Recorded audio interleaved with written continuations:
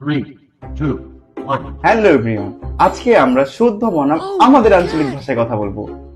নমস্কার সকলে, আজকে আমরা শুদ্ধ বনাম আঞ্চলিক ভাষায় কথা কমু। তো চলেন শুরু করি। তো ল শুরু করা যাক। আমি এখন ভাত খাবো। আমি ওখানে ভাত খামু। আমি এখন টয়লেটে যাব। আমি ওখানে পায়খানায় যাবো। আজকে আমি বাড়িতে যাব। আজকে আমি বাড়িতে যাবো। আমি এখন দোলনা খেলবো। আমি ওখানে দুলানি খেলুম। বাচ্চারা ঘুমাইতে যাও। এই বলবেন গোবর যা। আজকে মাঠে আমরা সবাই একসাথে গল্প করব।